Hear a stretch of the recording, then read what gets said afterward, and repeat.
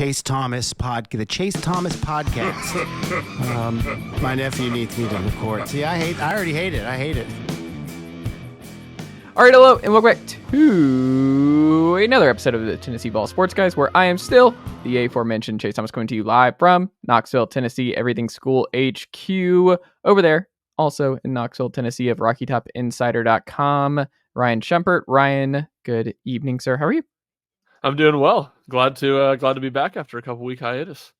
It's the longest we've done a hiatus on the Tennessee Vols side of things here. It's been this would have been 3 weeks, which would have been crazy town, especially with everything going on. I mean, no football season, it wouldn't have happened then, but with just life and my weekend the last couple weeks, I was in Atlanta previous weekend and other stuff going on. So the weekends have been kind of hectic of late, but I'm glad we were able to get back Super Bowl, obviously, as well. So we're back in gear. Ethan, I think, is going to be back after a little bit of a hiatus there. Who knows what Jack's doing these days? Jack's all over the place. Well, I know where he is right now. He's in Dallas. Oh, okay. Covering baseball. See? So I knew he wasn't going to make it tonight. Jack out here making the trip. The traveling Jack Foster. He'll be back soon. We'll have Jack Foster back on again soon here, Ryan. But we still have a lot of content. We have a lot of Tennessee stuff going on, not just baseball, which, as you mentioned, friend of the pod, Xander Sechrist, making the start tonight for Tennessee baseball. So excited to see what that looks like for him against Baylor, and how Tennessee gets through in a weird rubber match where it's not really, because it's 3 different teams, but still a situation where you want to get out of there winning 2 of 3 in Dallas. But we'll get to Tennessee baseball momentarily.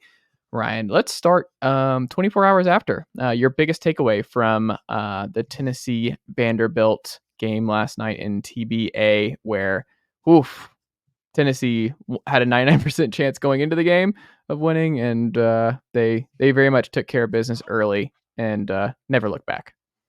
Woof is right, and I wrote it in my lead that the halftime performance was these Australian shepherds that were doing all these cool tricks and stuff. And if you've ever seen the movie Air Bud, hard to imagine that these Australian shepherds wouldn't have been better at basketball than Vanderbilt was yesterday. And I mean, I think that's I think there was Richard G. West maybe got some people today with Jerry Stackhouse firing. But man, it would have been pretty believable if Vandy pulled the trigger on Stackhouse this morning, because man, they were just uncompetitive and really, really terrible. So that's probably my biggest takeaway from the Tennessee side.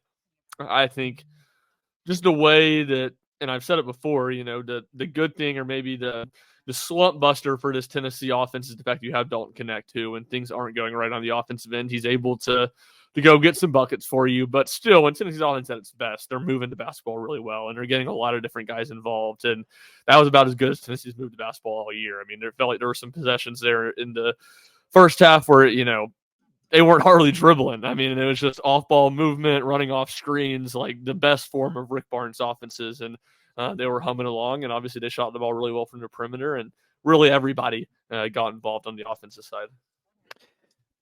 Tennessee obviously shot extremely well. In this one, it was huge for their KenPom ranking, with how efficient they were offensively and the margin of victory for Tennessee in this one. I wonder, I mean, look, I think the order of operations for Tennessee is Dalton Knecht, it's your lead option, Sakai, number 2, Jonas Adu, number 3. And that's been very different, because so much of last year was reliant, especially after Sakai went down, with Santi and Josiah. And now they've kind of been relegated, not in the negative sense, just in terms of role, just by nature of the depth and the order of operations for Tennessee to be a top 5 team with Santi and Josiah. They had another great night combined, the two of them. They obviously shot the ball extremely well. To you, did you see anything different from Santiago Vescovi? Because it feels like he was a big one coming out of this game, where they were a lot of good looks, but I don't know. What did you make of Santiago's game against Vanderbilt? And do you think you saw enough to kind of look, hey, this is a new thing going forward, or maybe he's going to start shooting more, maybe start hitting more threes? Or do you think it's just always going to be game by game basis based on where he's at in the pecking order? I do think there was something different. I mean, he had a quick trigger on it, and looked more like last year, where they needed him to shoot anytime he got a glimmer. And obviously he hasn't been that way, even though, he's I think in SEC play now, he's shooting at like 39% from three. So he's, as a whole, kind of back to his averages, but he's just been so tentative. And I think a lot of it is, him knowing he's not the main guy and him wanting to defer more offensively. And I think that's, to your question on the long term, I'm not really sure. I'm kind of still in wait and see mode on it. But whereas, Josiah is the kind of guy that what he gives you offensively kind of just feels like gravy, and it's going to be inconsistent, and you're not going to get it every game, and you hope that's on one of those games where he does give it to you and he does have a really big game, you kind of need it, like at North Carolina State. Santi to me feels more like he can elevate the offense to another gear because he is such a good shooter. If he can shoot, find a way to get more open looks and shoot them at a higher rate, you can maybe see a Tennessee team that's been about at the national average in 3-point shooting shoot a little bit higher rate and have another guy that really strikes fear in the defenses and opens up driving range just because of the range that he can shoot it too. Where it almost feels like if Tennessee's offense finds another gear and gets even better this year, I think it's the path would be Vescovi hitting more shots and playing a lot more confident and just not necessarily hunting a shot, but being much less tentative and not deferring as much. And Tennessee kind of finding a way to make that mesh with Dalton being the alpha scorer, and Zakai and Jonas also doing their thing. Yeah, and I think, have you asked Santi about the timidness in the last couple of weeks or no? Not specifically about the timidness. I guess not him. I think I've asked Rod Clark about it.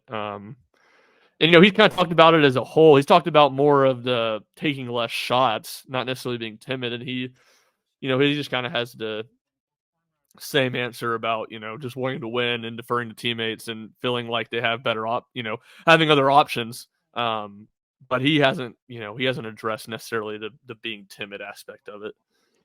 Do you think Tennessee was getting different shots than what they've normally gotten over the last few weeks against Vanderbilt? Or do you think it was the same kind of looks and same kind of offense that it was just the nature of, hey, averages, and Tennessee was bound to start have a game where they hit a bunch of threes like they did yesterday? I think it was more of that. What I would say is different, and I think you've kind of been going this way since the Kentucky game, is it's gotten further away from the ball screen stuff and Zakai Jonas or Dalton Jonas. It's been a lot more of the off-ball movement and back to what the offense has largely been during Barnes' tenure. So I think that's been different, but I don't think that was necessarily just last night. I think you've seen Tennessee really move in that direction ever since they lost that South Carolina game when, I know Rick Barnes made it a point of being like, we're not doing this. Like, Dalton can bail us out if we need it, but we got too many good offensive players to sit around and wait for him to do everything and to run our whole offense like this. So I think a lot of it was Vandy wasn't very good defensively. And like you said, Tennessee was due for a night, especially at home where they just made a ton of shots. Yeah. What was who was your best performance here? Was it Santiago? Was it someone else? Who stood out the most to you yesterday? Yeah, it's a tough one because everyone seemingly played really good. I think it's probably Vescovi, just because he passed the ball really well too. I think he had 5 assists. And just again the aggression. He had one really nice finish at the basket in the first half too. But him or Zakai, one of those two guys. I thought Zakai was, in the last 2 years, I thought that was the best game he's played against Ezra Mannion. Try not to just call him Mannion in my Southern Tennessee accent. Because that's the one guy in the SEC that's, I guess the Hubbard kid at Mississippi State too would probably fall under this now. But those are the two kids in the SEC that are as quick and fast as Zakai, which Zakai almost every game can get by his guy. It's, how efficient can he be hitting shots around bigger guys in the paint or getting his teammates open shots. And you've seen some games where Magnion's really outplayed him, or he at least, even the games he hasn't outplayed him, Zakai hasn't been overly effective. I thought last night he was just fantastic against a dude that is one of the few dudes in SEC that he can't just blow by. On the flip side, this might be harder to pinpoint because of how Tennessee played as a whole yesterday. But who struggled the most, or who do you think had the most forgettable performance against Vanderbilt? I think it's probably Jordan Gainey, just because he didn't shoot the ball very well. I don't think he, was necessarily like the A&M game last Saturday. I felt like, he didn't make shots, but there were other things where I was like, he's struggling out there. Besides not making shots, like he can't stay in front of this guy. I didn't see anything last night besides him just not making shots that made me think, oh, he's having a bad night. I did jinx him hand up on the free throw. I tweeted out earlier in the week how he hadn't missed a free throw in SEC play. And of course, he missed one last night right after I tweeted it out. So hand up. Apologies to Jordan. That was my fault. I jinxed him on that one. So I think he's probably that guy. But again, that one felt just as simple as he didn't have a very good shooting night. And I think people just forget because it's like, oh, when Gainey's off, because he is a shooter, he's a hot, cold guy. He's going to shoot a lot of threes. But he also was extremely hot against Arkansas. Like, it's just easy to forget that it was days ago. And if he's streaky, that's okay because he's 7th, 8th guy on this team. And if that's what they need, because what they might need a tournament game where Gainey needs to go off and you catch Gainey at a really big moment and Gainey has 4 threes or something and that bails Tennessee out of a game where they're not shooting the ball well and Gainey steps up. So it's okay if that's ultimately, you just need that kind of back and forth from Gainey, even if it is streaky and it will annoy some Tennessee basketball fans about that streakiness. It's just, some guys just are. And if that's what Gainey is this year, that still is a net positive because I think there will be games where Gainey bails Tennessee out with hot shooting because he has the ability to shoot from 3. And we'll see. I think we're just going to see more of that back and forth from Jordan Gainey on the 3-point aspect to it. And speaking to the free throw, he really has felt automatic all year. Like Jordan Gainey is someone like technical foul. Like he might be my first pick of a Tennessee player to take important free throws come tournament time of anyone. On the flip side, there's not a lot you can like pick at with Dalton Knecht, the SEC Player of the Year favorite. And this isn't really something I would necessarily say pick at, but maybe something I've jotted down as a concern potentially is the free throws, right? Do you have that in front of you? What is Dalton Knecht? Like, I'm curious, what would you guess he's shooting as a whole from the free throw line versus what he actually is? I'm curious about this. Yeah, no, I just pulled it up, and that was my exact point, was that it feels like he's shooting a lot worse than he is, because I think he's just been on a really cold stretch, and he's had a couple games where he's struggled. It feels like, and I'll pull it up in a second, it feels like an SEC play, he's shooting like high 60s. Mm-hmm. He's shooting 76 over the course of the season. So like he's still shooting it pretty good. Yeah. But he's had some bad games shooting it, and he's had, it feels like, some 0 for trips where he goes out there and misses too. And obviously those and misses on the front end of the 1-on-1 always make it feel worse. I think that's one of those where, because he also goes to the line a lot, because Dalton Knecht gets fouled a lot, you have more eyeballs on him going to the line. But 76%, definitely. It's one of those things where it doesn't feel like it when you're watching the games. And then you go back and you're like, oh, it's 70. I think it's what you said, where it's not like 1 of 2. Every now and then it's like an 0 for 2 trip where you're like, oh, okay. And then he'll hit several in a row and you won't remember the misses. But either way, that's not a lot to pick at when it comes to Dalton Knecht and what he brings for Tennessee each and every night. I'm curious about this, though, because this was a hot shooting week, really, for Tennessee basketball when you combine the Arkansas midweek game with Vanderbilt on Saturday. What, for you, Ryan, was the biggest takeaway from a week of Tennessee basketball? What did you see from both games that maybe you saw in Arkansas that also translated into Vanderbilt? That what particular about this whole week of offensive basketball did you take away?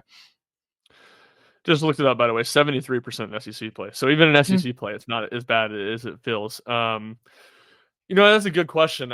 I think on the macro, it's just the fact that Tennessee came off of its worst performance of the year, or at least its most lopsided loss, and was really dialed in and put away 2 teams. And you heard Rick Barnes talk about probably the thing he was most upset about with the A&M game is he felt like he didn't use the word panicked, but they got off script. Like A&M hit all those shots, and he's like, we reverted from the game plan and we got away from what we wanted to do. And then you go to an Arkansas team who's the only team in A&M's the only team in the SEC that's worse shooting the 3 than Arkansas, and they start red hot.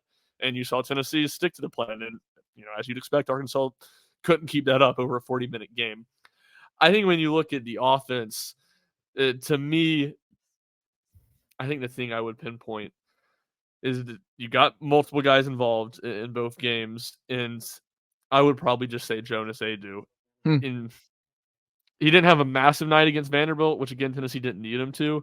And he only played around 20 minutes because that was one of the other really good things about really the week as a whole for Tennessee is they got a lot of rest for their main guys, especially Zakai and Dalton, who are probably going to be logging 35 minutes every game the rest of the season. So Yeah, that's nice. But, for Jonas, you look at Tennessee's last 2 SEC losses in South Carolina and A&M, it was losses where the offense was bad. And the reasons you feel like this offense is, there's a number of reasons, but one of the big reasons you feel like this offense is so much better than the last couple of years is that it can find ways to be successful offensively when they don't hit threes. Whereas the last 2 years, even 2 years ago, that offense was pretty solid when Kennedy Chandler got going. If they didn't hit threes, Tennessee wasn't going to score unless it was an Olivier game, which you got one of those a month maybe. This year, it feels like it's different, and Dalton's the biggest reason of that, no doubt. But Jonas is number 2, and Jonas has given Tennessee that interior scoring threat that Rick Barnes, those of us who sit in Rick Barnes' press conferences twice a week during basketball season know he brings up over and over again, of having a guy you can rely on that can score inside. And he'd kind of gotten away from that. Like, I think, trying to think they've played 12 SEC games now, so they played 10 coming into the week. The first 5 SEC games, Jonas was averaging, I think, 16 points per game, and then the last 5 entering this week, it was 8 points per game, and he scored 6 in both those losses to South Carolina and A&M. So he's the guy that can take the pressure off of Dalton on nights when Zakai and Santi and Josiah aren't shooting well. And it's not like he's been playing horribly, but he had gotten away from, he hadn't been that dominant post for us, and it felt like he was the best guy on the court at Arkansas on Wednesday. And while he didn't do a ton offensively last night, it was still, he was more efficient scoring and was just a lot more effective as a whole. And to me, I think he might be the biggest X factor on this Tennessee team as you head into March. and when we talk about what lies ahead, there's a lot of opportunity and a lot of roadblocks here to Tennessee getting to a 1 seed.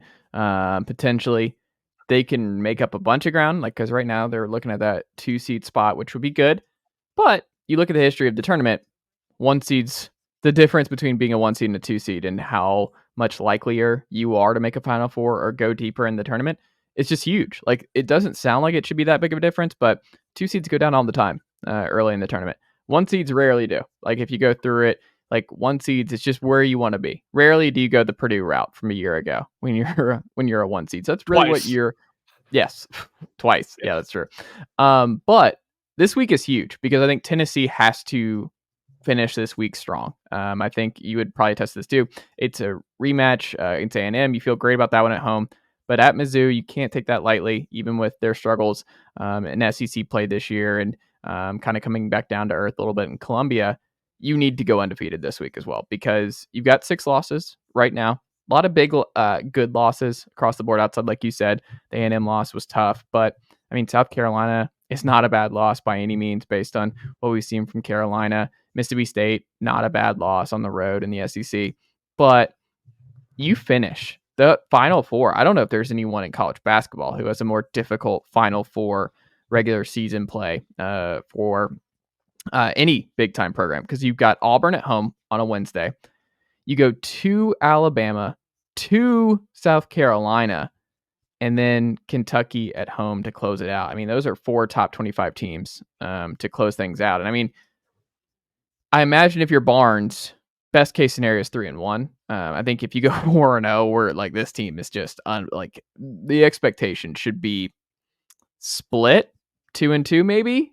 But you hope for 3-1. I think 3-1 is where you ultimately want to be, especially if you're going for a 1 seed. I think you're still in a 1 seed category or right there, depending on how the tournament goes. If you go 3-1 in that stretch, but you got to take care of business this week, and then you've got to. I mean, it's going to be a lot.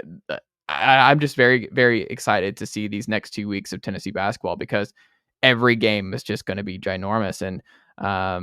It's hard to sweep Kentucky in the regular season. It's hard, obviously, to beat Auburn at all times. We saw how that was a year ago against Tennessee, and Tennessee Auburn. It's always been really feisty. At Alabama, I think Alabama's only lost 1 home game, and they lost to Clemson in the challenge. Yeah, they're like 27-1 or something in their last 28 home games. Or something. Like it doesn't feel like it's a sneaky tough place to play in Tuscaloosa, but it is. And they have the best home record of anyone in the SEC. So that's obviously going to be extremely difficult. So I don't know. What do you make of this like stretch run here for Tennessee? You said it best to start. You just got to take care of business this week. These are 2 games you have to win. And then, yeah, I mean, I think 2-2 should probably be the expectation, but 3-1 the goal. And I think even right now, I would pick Tennessee to go 3-1 in those games. I think Tennessee will hold serve. And in some ways, I think Auburn's a bad matchup for Tennessee because they got Johnny Broome, the physical big man who's really skilled. Like we've seen Tennessee struggle with those guys, but I just have so much questions about Auburn's backcourt play, and I just don't think they're going to be able to come into Knoxville and win. And then, I think Alabama, that'll be a really tough game. Probably be the one I picked them to lose, but at the same time, I think Tennessee that's a pretty good matchup for Tennessee. I think the teams that play fast and struggle defensively are the teams that Tennessee typically has had their most success against this year, kind of going into the Kentucky game too, of Tennessee can play fast and they don't get slowed into a possession game, and their defense is just a lot better typically than those opponents. And then it feels like South Carolina's coming down to earth a little bit. Not that game's going to be easy by any means, but Tennessee hasn't gotten swept by South Carolina since Barnes' second year, I think, and that was, I guess, the South Carolina team that went to the Final Four. So I think they'll split those games on the road and they'll hold serve at home. And, to the same point, opposite way, to be fair, Kentucky's playing a lot better right now. This was probably their best week, if not of the season, at least of SEC play, the way their defense played in the wins over Ole Miss and then at Auburn. So it's going to be really hard. And it's going to tell us a lot about this team. And I think at the same, even just adding to how much more fun it's going to be. Those are Alabama and Auburn. Those are the teams that you're competing with to win the SEC. And you're going to get a chance to play both of those teams in the last 2 weeks and, kind of control your own destiny. And that will also go right into the 1 seed conversation as well. I like it. Ryan, more intriguing hire for you. The running back coach opening with Jerry Mack taking the running backs coaching job with the Jacksonville Jaguars, or the inside linebacker coach opening because Brian John Murray goes back home to Michigan? Which one's more intriguing to you?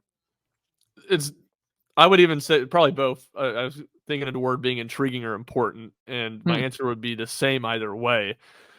But to me, the intriguing standpoint is definitely linebackers coach, just by a lot, because no one on Tennessee's defensive staff has left since Josh Heupel's been here, and it's kind of like we've seen the tendency to go in-house, and it seems like running back coach is not going to be an in-house hire. He's gonna go out, but generally speaking, offensively, he likes to keep in-house. He likes guys to know his offense. What's that going to look like on the defense, and what is that going to look like for how involved Tim Bakes is in making the hire inside linebackers, and just that it is this kind of goes more to the important. That's, to me, that's the intrigue of it. The importance of it is just everything Tennessee does on the defense feels more important from a coaching level, because the whole offense, not that those position coaches aren't important, because that would be dumb and short-sighted to say it's not, but that's Josh Heupel's baby, and it's the offense, and you just kind of have some confidence in what it's going to be under, especially in position, running backs coach. Linebacker, that's a spot Tennessee needs to recruit really well at, and the defense, it feels like in a lot of ways, the 2 big questions for how good can Josh Heupel be at Tennessee is how good can he consistently get quarterback play, and how good can the defense get with the offensive system he runs. So recruiting is a big part of that. And then, you have a lot of young linebackers that were promising last year, another pretty solid linebacker recruiting class coming in the inside linebackers room. It's you need those guys to get better. Who do you hire and how can you develop? And then just as a whole, the recruiting aspect to me is always going to be more interesting on the defensive side of the ball than the offensive side. I also would here's something that I've seen where it's I think some Tennessee fans are kind of nervous, where it's we lost two coaches this cycle. Here's what you got to understand. You look around the sport, Florida getting picked apart, they think they're getting settled, and then the strength coach is gone, offensive line coach is gone.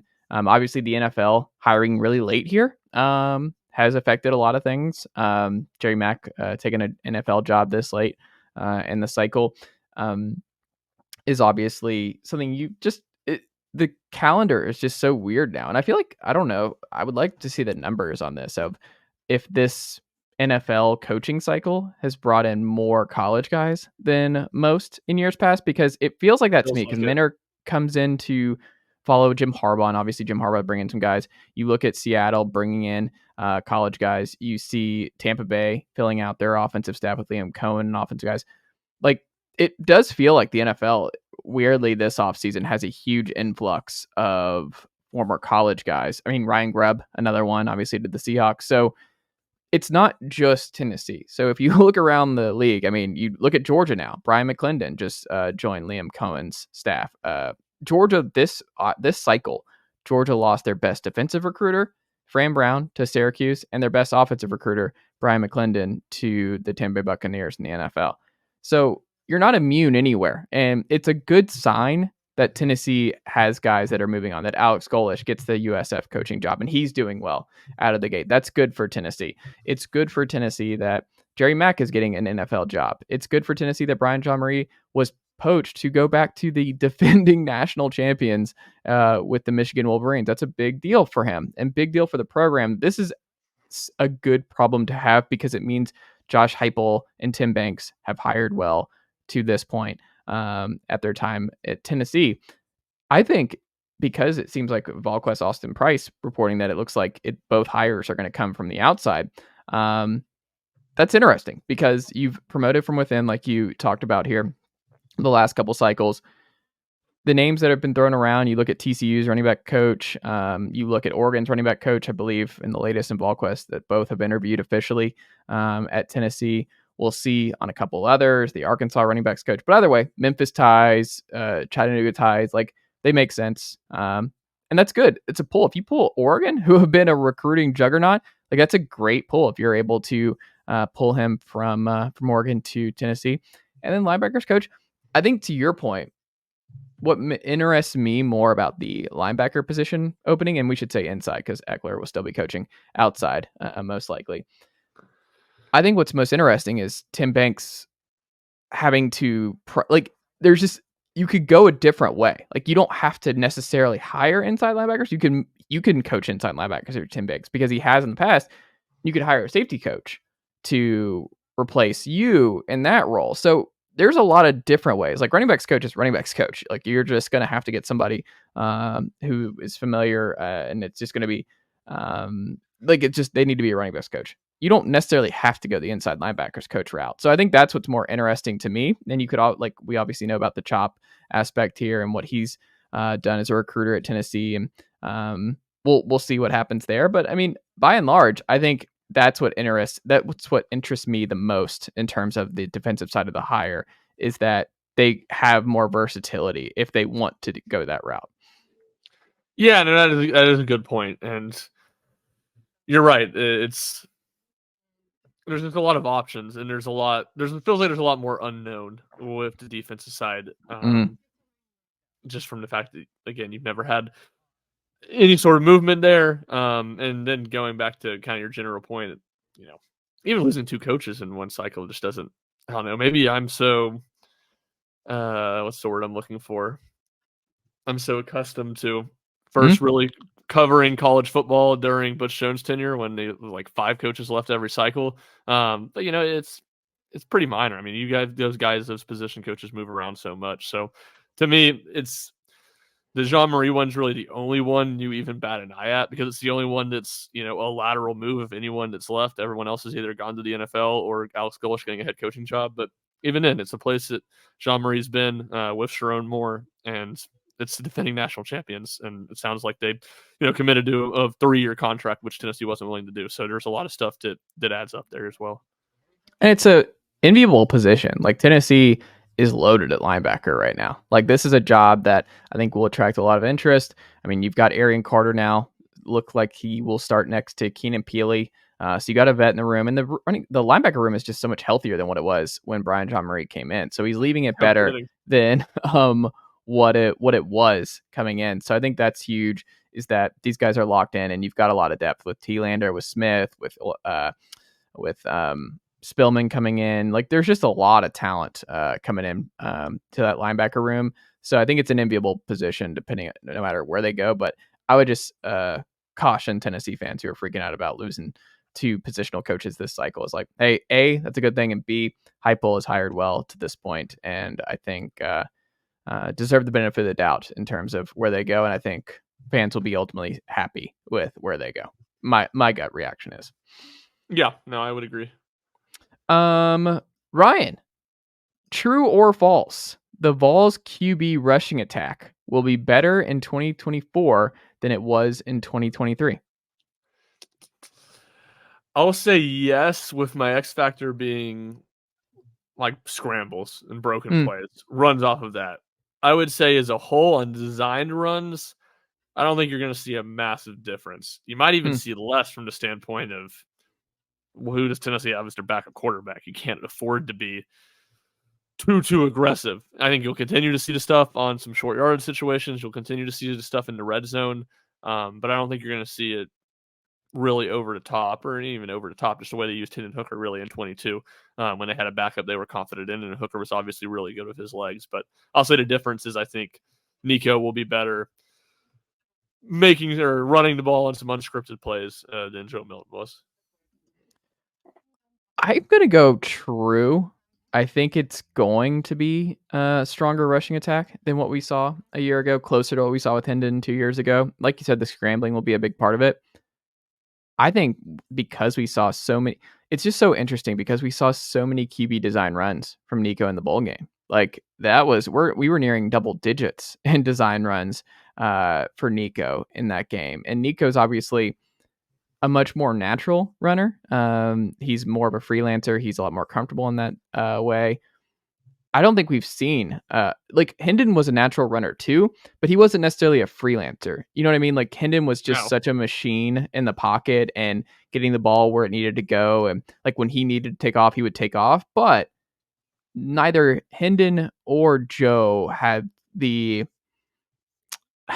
It's just one of those things. I don't think they have that natural feel to just create off script to the extent that Nico is. So my gut tells me Nico's going to find ways to gobble up QB yards. And like, if it's 3rd and 9 and nothing's there and his just long strides and his natural instincts is just, he's going to gobble up rushing yards. Like, I think Nico is actually going to have a pretty high amount of rushing yards. And it wouldn't surprise me in the next 2 years with Nico, he outgains both Hendon and Joe on the ground in both years. I would not be surprised if that ends up being the case. And I would also be curious, like how common it is. Like, do we see Nico not run at all, where they encourage him? It's like, hey, it's Chattanooga. It's who else is on the schedule? Is Mississippi State on the schedule off the top of my head? Yeah, Mississippi State. Like certain games like that, where you're like, you're going to be okay. We don't need you to put your body on the line. I wonder if it's just we see a lot more of those design runs that we saw against Iowa only in the big games, only in the big ones, and they keep him. But like we saw last year, it's an integral part of this offense. Nico has to run week in, week out. The quarterback has to be able to move and do things with his legs, or this just it was a missing variable this year that you just have to have week over week, regardless of if you use it a lot more in big games.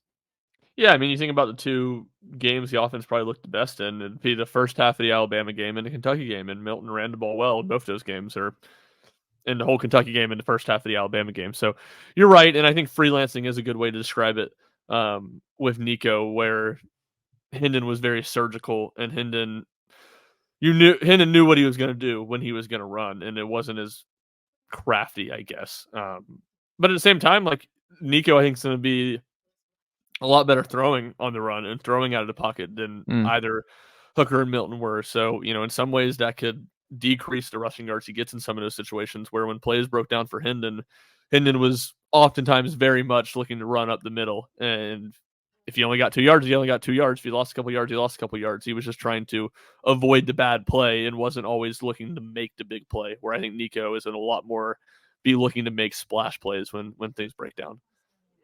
Yeah. But either way, it's a good problem to have, and I'm very, very curious to see what that looks like this fall. We got a ways to go, but still something to look out for this fall. Ryan Schumpert, final thing, Vol baseball back 1-1 as we're taping this before the Baylor final was Xander and company in Dallas. But AJ Russell, I think, is the highlight of the weekend thus far. I mean, just electric stuff out of the gate. We'd heard all offseason that AJ Russell was going to be just we only saw him briefly, right? Like last year, in the brief amount of time we saw him, he was fantastic, borderline unhittable, but it was just a small sample. Now you see where he pitches opening day, like he is moving into the Friday spot. That's a big deal to win that. what were your takeaways from what you saw from AJ Russell in just the flame throwing, high velo, strikeout heavy game that we saw on Friday night against Texas Tech? Well, talk about it a little more in the macro first. Jack and I were talking about it, I guess, on Thursday night. After we had talked to Tony earlier in the week, and he had said to Beam's going to throw on Saturday and Russell on Friday, and we kind of talked about just like the stability of having Beam on Saturday, and we were kind of discussing that. I was like, I don't really understand that. That doesn't mean that couldn't be part of the reason. I was like, so we were trying to kind of figure out why, and I kind of just said almost offhandedly, I was like, well, I do think AJ Russell's ceiling is probably higher than Drew Beam even this season, and that's what you saw. I mean, you saw that. To me, my takeaway, just one game. No one's told me this. AJ Russell was pitching on opening day because his ceiling this season, he can be better than Drew Beam.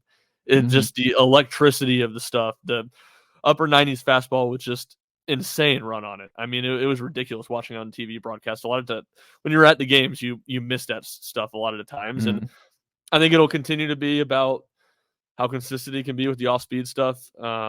He talked earlier. I guess this was the start preseason practice about adding multiple pitches and trying to be more of a pure 4-pitch guy. And by no means did it feel like he was one pitch. Like, I thought his off-speed stuff was good. But that's going to be the question marks. How consistent can he be with that? How lethal can he be with that? Because that fastball, man, it's going to be top 5, top 10 of anybody in the entire country. It's just so effective, and he was dominant. I mean, it was, again, we'll see what happens tonight, but I'll be surprised if anything we see tonight makes the biggest takeaway from the weekend other than AJ Russell being fantastic. I mean, it's just like ace, like first round, high first round stuff that we saw from AJ Russell. And it's just kind of wild that, like, you never know when you read the reports, and you obviously talk to Tony and different things where some things need to be kept to the vest. And it's just like, we don't want to hype up AJ too much because, I mean, obviously young kid still, hasn't been a starter to this point at Tennessee, has not gotten a lot of pitches, and he comes out, and now it's just hard for any Tennessee fan not to be just, wow. I think we're going to be okay in the post Chase Burns era, where you wondered with Chase Dellender going pro and Chase Burns going to Wake Forest. You're like, okay, like Tennessee has talent. There's a lot of depth. Like Matthew Dallas looks like a future guy next year, but he's not really a realistic option yet. And we should say, like he'll be an option in the bullpen and everything else. But in terms of being one of your 3 aces, that's still probably a season away. But you needed some certainty outside of Drew Beam. And to Drew Beam's credit, he is as certain as they go, where you watched last night. And it's different, though. Like, he's not a strikeout guy. He's never going to be the high strikeout guy for Tennessee. He's not going to dominate guys the way that AJ Russell did or Burns did last year. It's a different kind of success that Drew Beam has. And he's still stable. He's still a high floor guy, and someone Tennessee's going to need week in, week out. And I think he pitched more than adequate last night. Tennessee only scoring 1 run. It's hard to win no matter what. And the other thing is just the amount of bullpen arms Tennessee has. Like, we haven't seen Kirby yet to this point. Like, they have options, and I think that's going to take some time for Tennessee and Frank Anderson and Tony Vitello to get a feel of how they want to go about this bullpen, because they have so many different, unique, solid options that it's going to take time. And I'm very curious what that all means. And I guess the final thing here on Tennessee baseball, Ryan, what have you made of the order? Because that was something I was very excited about coming in. And obviously 1 run, it was a little bit frustrating last night with a lot of runners left on base, but they had some offensive explosion. Dylan Dreiling hit the ball 1 billion feet last night. But what do you make of the lineup? And were you surprised by some of the order choices through 2 games? Yeah, I was a little surprised. I mean, I don't think we'd ever seen Blake Burke hit in the 2-hole. That just feels like an interesting spot for him. But what you saw is, the stagger, the lefty-righty stagger that Tony likes to do so much. And I don't know, like, I just think, not that you can't do it to some degree, like, it just doesn't fit naturally. I think there's 2 questions. I don't think all of it fits super naturally this year, and you don't have an obvious leadoff man. So how do those 2 things work out and mesh together? And the fact that you're probably your 2 mostly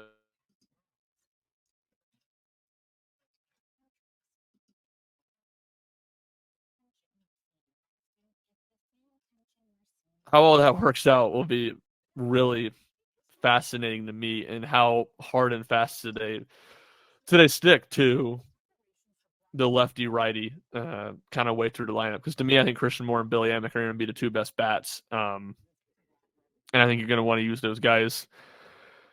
I guess you could do it at 2 and 4, but to me, there definitely need to be two guys in the 2, 3, and 4 spots. So that's what I'll be curious to see kind of long term. Well, I think too, and I like the Reese Chapman, Kavares Tears alternate. Like that's just, I think both are going to hit, both are going to be good. Both have had great starts here, but I think the Burke spot at the 2 hole. I do wonder about that long term. I think he's 1 for 10 to this point in the weekend in that spot.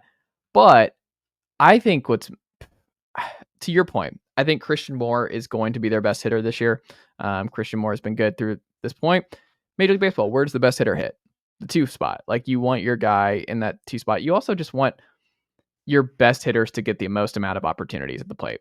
And I understand Tony likes to even out the lineup, but you know what I mean? Like he wants to have just depth from 1 through 9.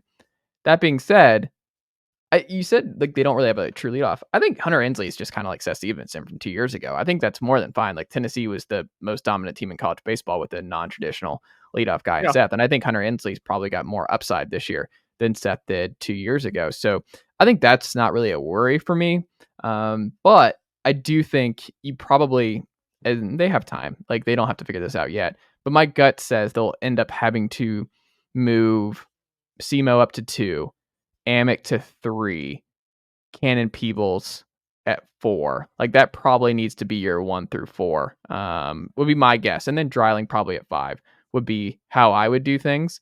And then you can figure out the rest of the order, whether that's Tier/Chapman at 6, Burke at 7, and then 8, 9, depending on who's playing as well. But I think that will be, I don't know. Do you agree with that that's probably how they should do 1 through 5 at the very least? Yeah, no, I do on paper, but then that's where it gets tricky, because then it's like, I think your worst hitter is going to be whoever's starting in the middle infield other than Christian Moore, and that's a righty. So do you have him at 9? Because then you have 6 through 8. That's 3 straight lefties. And then, it's like we're like, you don't have to force the stagger, but you do want some version of it where people can't just throw righty lefty at you at a really even rate or at a really easy rate where it's easy to script. And you kind of get into some of that with, how it just naturally falls with that. So, I'm not sure. I tend to agree that I think your 3 best hitters are Billy Amick, Christian Moore. I think those are definitely going to be your 2 best, and then Cannon Peebles probably number 3. But how does that all work out? I'm not totally sure. And obviously, Peebles is a switch hitter, so that gives you a little bit of flexibility with some of the stuff too. But that's kind of the complication you get into, because it kind of goes both ways. I can very easily be like, you don't need to be going all in on the righty lefty like you've done sometimes in the past, but it can also kind of get away from you where it is a little bit of a problem pretty easily too. And finding that right mix and that right formula is the challenge. But that's why Tennessee won't play a ton of very difficult games for another month after tonight. So that's what you got all that time to figure out. I love it. Ryan Schumpert, what can the good folks check out from you all across Rocky Top Insider this week? Yeah, tons of Tennessee basketball stuff, and we'll have Jack and I. Jack's been holding down the fort for us in Texas this week, so he's had plenty of baseball stuff. We'll have a baseball pod out probably by Monday, hopefully by Monday, and tons of stuff kind of looking at the weekend as a whole, and then plenty of stuff on the Tennessee basketball week where they look to kind of hold serve and look ahead to a fun final 2 weeks of the season, of the regular season. I love it. It's going to be a very busy last little bit here. And then spring ball is back for Tennessee next month, like a month from, I think, Monday, if that's correct, memory serves. So it'll be here before you know it. Ryan Schumpert, always a pleasure. And I'll talk to you next week.